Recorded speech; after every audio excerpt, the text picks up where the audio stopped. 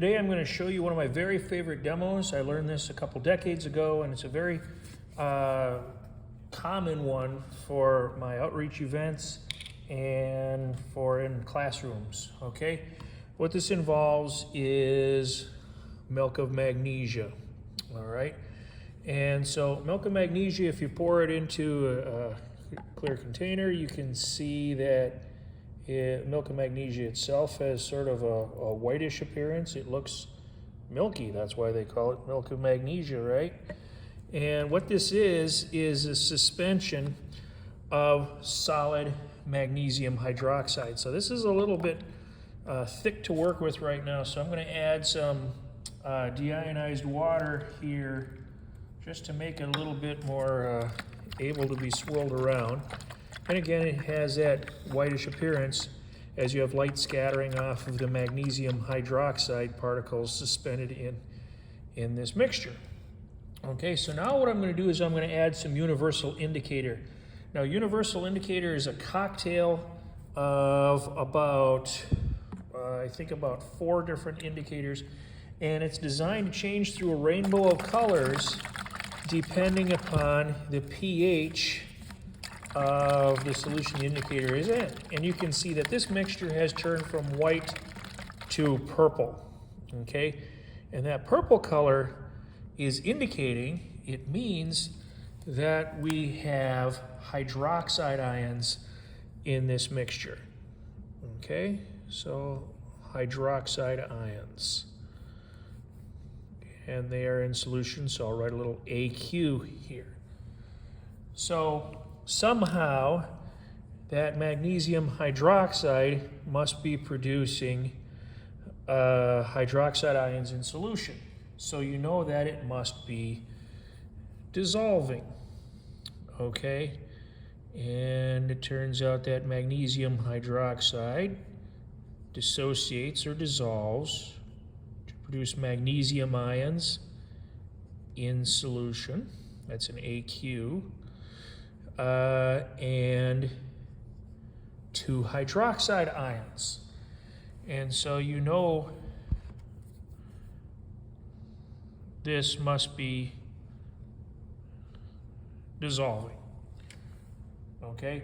But at the same time, we realize that it's not dissolving completely because there is still solid in there. Okay, this is not a true solution. This is a suspension.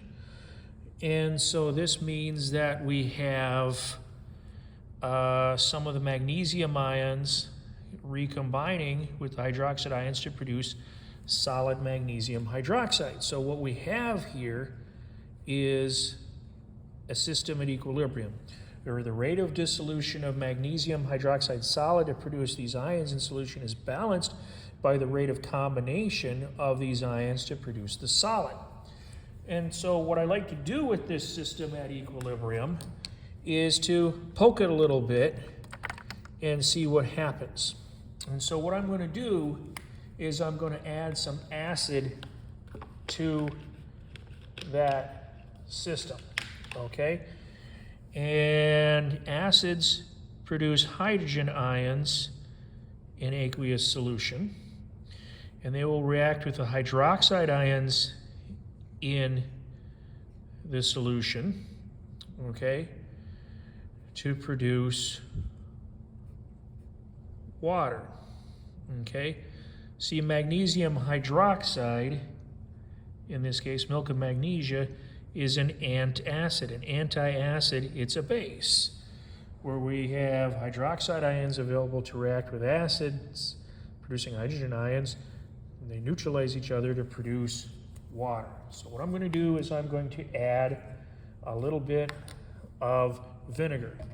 And what should happen is the hydroxide ions will decrease by this reaction, and the solution will become acidic. And so what we should see is that it'll change to sort of a pinkish or orangish color.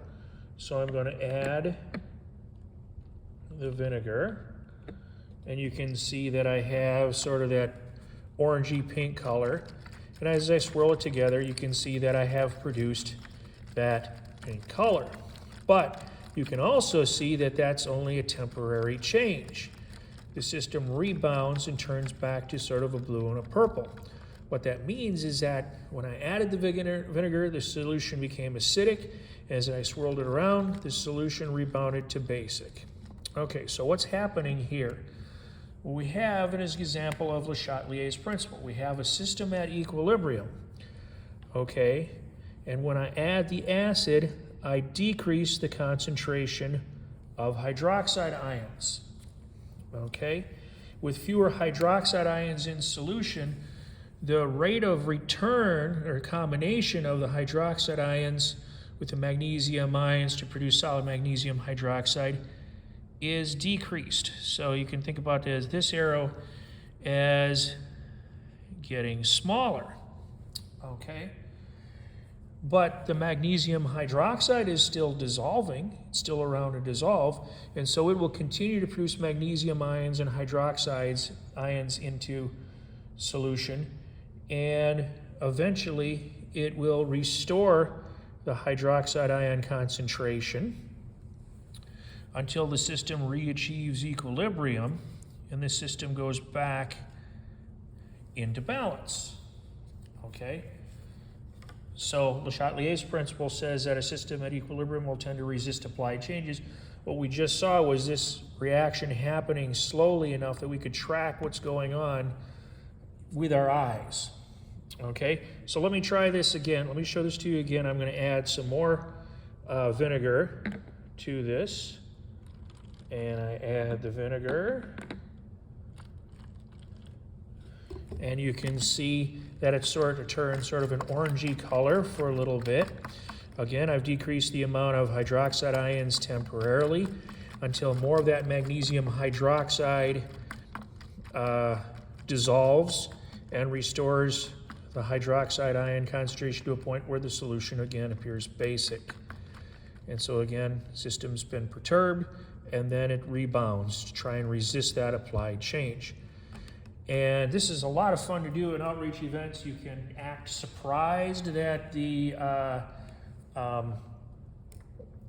color changes back. A lot of people are amused by that if you want to work on the comedy shtick. And what we usually do is we run this twice with vinegar additions, and then we say, okay, we could go back and forth on this all day, but we want to move on to other things. And so what we're going to do is we're going to hit this with a chemical hammer. And so what I have is 3 molar hydrochloric acid, and I'm going to add a bunch of that 3 molar hydrochloric acid, a lot, okay? And you can see that the system has turned red, and sometimes the bottle gets a little warm as it's a little bit of an exothermic reaction, okay? But I also want to point out that it not only turns red, but it's also become transparent, okay? So what's happening here is upon the addition of all of this hydrochloric acid, we've gone beyond what the equilibrium can sustain. So now what we've done is we've effectively wiped out our hydroxide, okay, our excess hydroxide, and we've completely dissolved all of the solid magnesium hydroxide, okay? And so what we essentially have are magnesium ions and, of course, chloride ions and excess hydrochloric acid, and an indicator that has gone from purple to red, and it will stay red.